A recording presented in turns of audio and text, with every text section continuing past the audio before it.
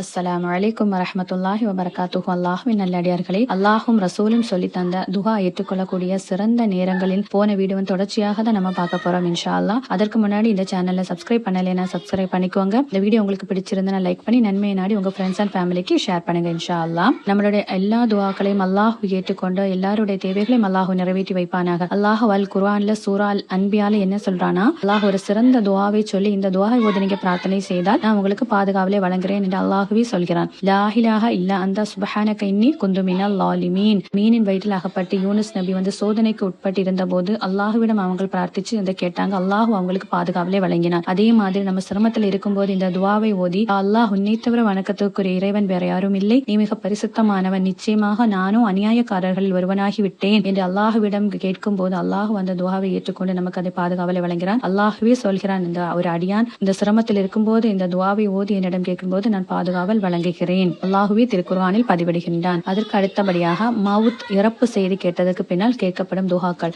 இறப்பையும் அல்லாஹு தான் நமக்கு படைச்சிருக்கேன். அல்லாஹ்வே சொல்றான், செயலில் யார் சிறந்தவர் என்பதை அறிவதற்காக தான் நான் பிறப்பையும் இறப்பையும் வைத்து நமக்கு அல்லாஹு சோதனை தருகிறான் என்று அல்லாஹு சொல்லி இருக்கிறான். அப்போ ஒரு இறப்பு நம்ம ஒரு மவுத்தை நம்ம கேட்கும் போது, யா அல்லாஹ் இது உன்னுடைய பக்கம், நீனே எல்லாருமே அறிந்தவன், நீயே போதுமானவன், பிறப்பும் இறப்பும் உன்னுடையது, அதை நம்ம நம்பிக்கை கொண்டு அல்லாஹுவிடம் நம்ம பிரார்த்தனை செய்தால் அல்லாஹு ஏற்றுக்கொள்கிறான். அதற்கு அடுத்தபடியாக அல்லாஹுவின் அழகிய திருநாமங்களை ஓதி துஹா கேட்கும் போது அல்லாஹ் துஹாவை அந்த பிரார்த்தனை ஏற்றுக்கொள்கிறான். எல்லாருக்கும் தெரியும் அல்லாஹுடைய 99 திருநாமங்கள் இருக்கிறது என்று. அதில் ஒவ்வொரு பேருக்கும் அல்லாஹ் ஒவ்வொரு சிறப்புகளையும் வைத்திருக்கிறான். அந்த சிறப்புகளையும் அல்லாஹ்வை புகழ்ந்து அந்த சிறப்பை நம்ம உணர்ந்து நம்ம அல்லாஹுவிடம் துஹா கேட்கும் போது அல்லாஹ் நம்மளுடைய துஹாவை ஏற்றுக்கொள்கிறானாம். அதற்கு அடுத்தபடியாக ஹஜ் மாதங்கள்ல நம்ம கேட்கக்கூடிய துஹாக்கள். ஹஜ்ஜில் எல்லாரும் தெரியும், நம்ம ஒரு முஹ்மின் முஸ்லீமா இருந்தா நமக்கு ஐந்தாவது கடமையாக அல்லாஹ் நம்ம மீது கடமையாக்கப்பட்டது ஹஜ். அந்த ஹஜ்ஜில் நம்ம ஹஜ் செய்ய போகும்போது நம்ம கல்லெறிய ஒரு கடமை நமக்கு அதுல இருக்கிறது. அந்த ஷைத்தான கல்லெறியும் சொல்ல சிறிய ஜமரா நடு ஜமரான்னு சொல்லி நம்ம கல்லெறியும். அந்த ஜமராவில் இருந்து கல்லெறிந்ததற்கு பின்னால் அல்லாஹுவிடம் பிரார்த்தனை செய்தால் அல்லாஹு அதை ஏற்றுக்கொள்கிறானா. அதுக்கு அடுத்தபடியாக அல்லாஹு சொன்ன தினம்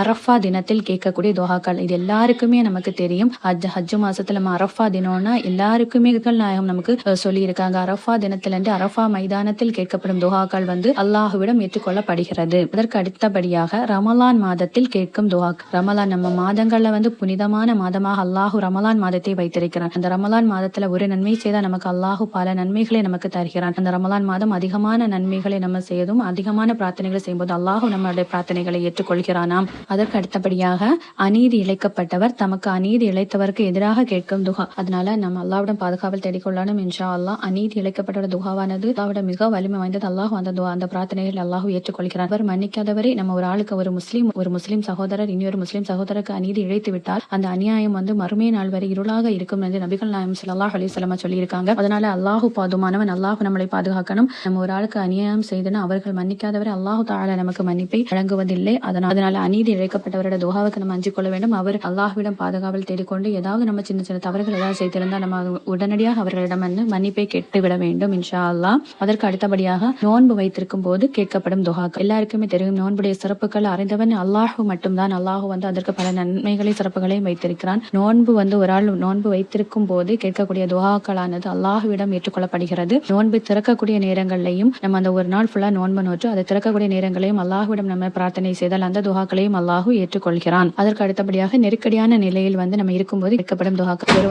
ஒரு அடியானுக்கு அல்லாஹ் ஒரு நெருக்கடியான நிலை தருகிறான எல்லாமே அல்லாஹ்விடம் இருந்து நமக்கு வரக்கூடியதான். சோதனைகள் எல்லாமே நமக்கு யார் தர, நம்ம அல்லாஹ் இந்த பாதையில் நம்ம வெற்றி அடையாம மிக பொறுமையுடன் அல்லாஹ் மீது நம்பிக்கையுடனும் அந்த சோதனை நம்ம எப்படி எதிர்கொள்றோம் அதை பாக்குறதுக்காக தான் அல்லாஹ் நமக்கு சோதனை தருகிறான். அதனால அந்த நெருக்கடியான நிலையில் இருக்கும்போது நம்பிக்கையுடனும் அல்லாஹ்வே அல்லாஹ்வின் பாதையிலும் நம்ம சென்று அல்லாஹ்விடம் நம்ம பிரார்த்தனை செய்தால் அல்லாஹ் அந்த பிரார்த்தனையை ஏற்றுக்கொள்கிறான். மேலும் அதற்கு அடுத்தபடியாக உலு செய்ததற்கு பிறகு நம்ம எல்லாருமே 5 நேரம் தொழுறோம். அந்த 5 நேரம் தொழுகைக்காக உலு செய்து கொள்றோம். அந்த உலு செய்யும் போது நம்ம அதுக்கு முன்னாடி நம்ம டிவி பாக்குறோம், கண்ணால காதால சிறிய சிறிய பாவங்கள் நம்ம செய்வோமையான மனிதர்கள் பாவம் செய்யக்கூடியவர்களாக தான் படைக்கப்பட்டார்கள் என்று அல்லாஹ்வே சொல்கிறான். ஆனால் அந்த பாவத்திலிருந்து மீண்டும் நம்ம என்ன பண்ணணும், அல்லாஹ்விடம் பாவ மன்னிப்பை கேட்டுக்கொள்ள வேண்டும்.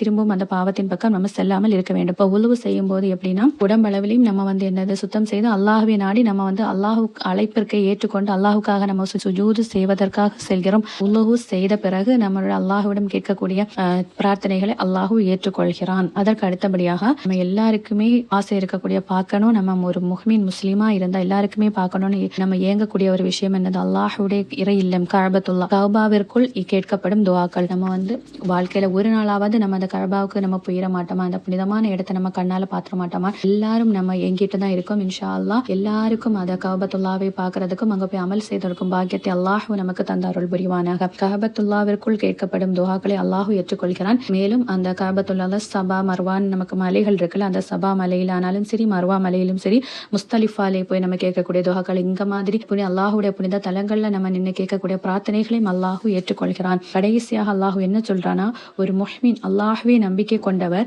எங்கிருந்தாலும் எந்த நிலையிலும் அல்லாஹுவே பிரார்த்தனை செய்பவராக தான் இருக்க வேண்டும். அல்லாஹ் என்ன சொல்றான், துஹா ஏற்றுக்கொள்ளக்கூடிய நேரங்களையும் அல்லாஹ் சொல்லி இருக்கிறான். எல்லா நேரங்களிலையும் நம்ம அல்லாஹுவிடமே பிரார்த்தனை செய்து கொள்ள வேண்டும் என்றும் அல்லாஹ் சொல்றான். அப்ப நம்ம எந்த நிலையில இருந்தாலும் சரிதான், எந்த இடத்துல இருந்தாலும் சரிதான், நம்ம அல்லாஹுவிடம் மட்டுமே மன்றாட வேண்டும், அல்லாஹுவிடம் மட்டுமே உதவியை தேடிக்கொள்ள வேண்டும். அப்போது அல்லாஹ் அதை ரொம்ப விரும்புறான். நம்ம பாவம் செய்தாலும் அந்த பாவத்தை உணர்ந்து நம்ம அல்லாஹுவிடம் மன்னிப்பு கேட்கும் போது அல்லாஹு அதை தான் எதிர்பார்க்க, ஒரு அடியானிடம் அல்லாஹு கேட்கக்கூடியது, எதிர்பார்க்கக்கூடியதும் அதை நம்ம பாவத்திலிருந்து மீண்டு அல்லாஹுவின் பக்கம் மன்னிப்பு கேட்கும் போது அல்லாஹு மிகவும் சந்தோஷப்படுகிறான், நமக்கு மன்னிப்பை வழங்குகிறான். அல் குர்ஆன்ல சூரா பக்ரால் அல்லாஹு சொல்றான், நபியே, உங்களிடம் என்னுடைய அடியார்கள் என்னை பற்றி கேட்டால் அதற்கு நீங்கள் கூறுங்கள், நிச்சயமாக நான் உங்கள் சமீபமாகவே இருக்கிறேன். எவரும் என்னை அழைத்தால் அந்த அழைப்பாளரின் அழைப்புக்கு விடையளிப்பேன். ஆதலால் அவர்கள் என்னிடமே பிரார்த்தனை செய்யட்டும், என்னையே நம்பிக்கை கொள்ளட்டும், அதனால் அவர்கள் நேரான வழியை அடைவார்கள் என்று அல்லாஹுவே குறிப்பிடுகின்றான். அல்லாஹு கூறிய இந்த அருமையான நேரங்கள்ல